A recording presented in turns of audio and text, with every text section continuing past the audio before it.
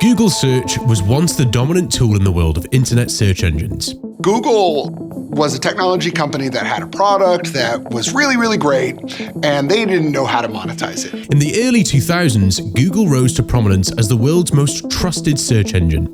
People from all over the world typed in their queries and Google delivered the answers they sought with speed and relevance. With competition like Yahoo and Ask Jeeves, which revolutionized internet search at the time with its question-answer format still used today, Google founded their dominance on advanced algorithms, a streamlined user interface, and its vast index of web pages. It quickly became the go-to source for information on the internet. You can think of it as a gigantic database of everything you'd ever want to know if you could only get in there. But as Google grew in power, so did their hunger to maintain it.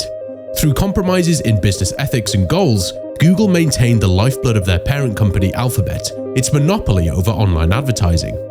The company's power over the information we see online today became absolute, and with that power came reports and controversies that not only shaped the internet as we know it today, but how the tables have turned on those who just wanted to search. Before Google became the tech giant it is today, having its hand in every facet of online activity, there were just two students wanting to make searching the internet simpler, Larry Page and Sergey Brin. These brainstorming Stanford students came up with a way to free search results from the clutches of the standard that saw those with the most money being pushed to the top of search pages. Their method? To use links to determine the significance of single pages online. Simply put, if a page was getting a lot of views, it shouldn't need to buy its way to the top. The hits on the site should speak for itself in a manner of speaking. It was a marriage of the internet and democracy. But as with all good things in business, they don't pay for themselves.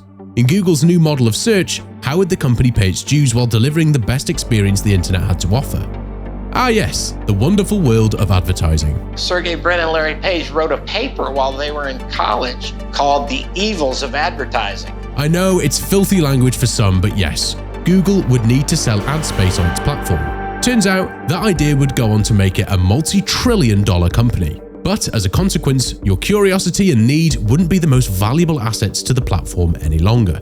You would. There sure is a lot of spam on the web today, and it's my job to clean it up. It's here where Google's colourful emblem begins to cast its grey shadows, and where the pushback against a beloved brand begins. Because in order to show you the answers you're looking for in record time, they need to gather your activity as data and sell it to the highest bidder. The advertiser wants to show relevant ads so that users click on them. The users want to see relevant ads. They don't want to be bothered with spam or other irrelevant material. And Google wants to make a good experience for both the advertisers and the users so they come back and use our services in the future. You have become the searched. As Google's page-filling cache grew larger, it sought only a way to monetize the search results page itself. But any page wanting to opt into its ad revenue system. AdSense. It's simple. Provide marketing firms and companies with a one-stop solution to display their ads across the internet. And domain masters could opt in and get a cut, a very small cut, of the revenue generated from those ads. But for marketers to avoid tossing money into wind, they need to lessen the risk of investment, and Google provided the solution. Those delicious cookies. These cookies track and store your online behavior, giving advertisers a range of data they desire in order to make better marketing decisions. And when users leave one site for another and the next one also uses AdSense, a pattern of your behavior is born. Everything is monitored, and Google does this flawlessly and with few competitors to keep them honest.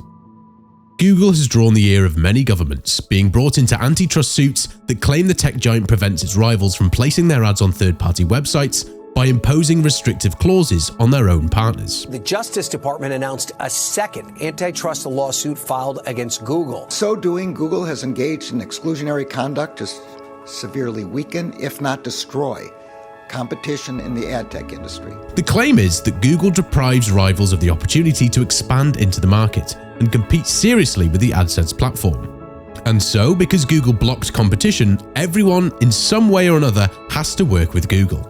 So as a result, the reality of price fixing on search ads becomes genuine. Thanks to its domino effect, Google became even more powerful, which in turn made it even easier for them to prevent competition. I hope you can appreciate the loop they created.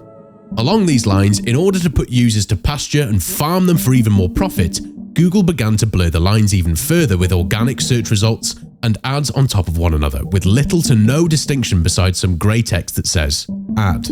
Just look at how powerful the effect is. The following shows how ad representation has changed over the years, as it continually merged visually with organic search results. And if that wasn't enough, also in the results are shopping suggestions and map suggestions that lead to even more ads and more results. Though Google has the largest database of information, more and more results are cluttered with a supersaturation of its own preferences. And if you don't squint, you'll miss the obvious ad and end up down a rabbit hole. Also, there's Google's shift away from assisting users towards sources of viable and useful information to a business model in which the search engine wants to be the source, contrary to the vision in 2004. But despite these controversies, despite Google pimping your data on every internet corner, despite Google's compromised business ethics, and despite Google providing questionable results, Google's hold on the internet only grew stronger over the years.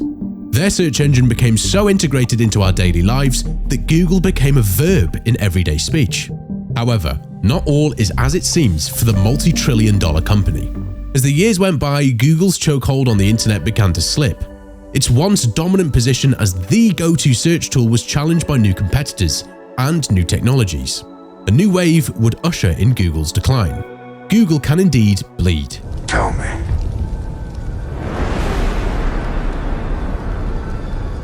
Do you bleed?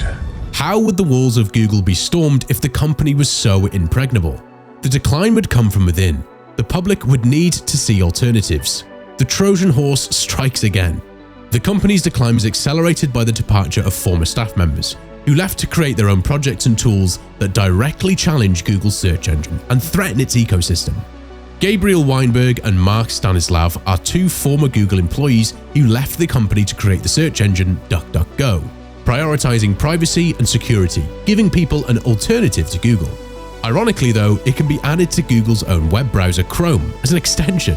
Another former employee, Ilya Sutskever, left Google Brain, a machine learning and AI research arm of Google, to co-found OpenAI, and serves as its chief scientist. ChatGPT can disrupt Google by providing direct answers to questions, rather than offering a page in which the results can be flooded with other agendas.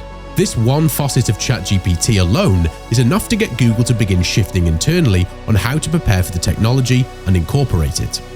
Then there's the all-encompassing storefront known as Amazon.com, and over the years Amazon has leveraged more search for products on its own platforms over Google's model, which by the way is another conflagration of its search results. Amazon has also taken more search leverage away from Google by use of its voice technology, Alexa, making it more convenient than ever to get information without even needing a PC or a phone in front of you.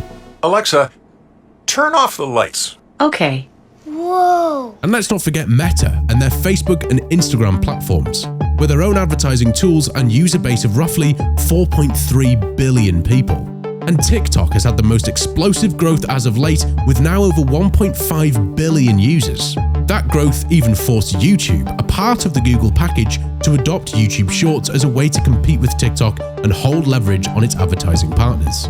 With more companies creating ways to market within their respective apps, they collectively have not changed how the internet is used, but how we are marketed to.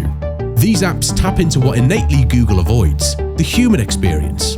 Google search is static, but search on platforms like Twitter are at the heart of conversations and that won't be ignored by marketing firms. And the data shows the pull mobile has in this shift.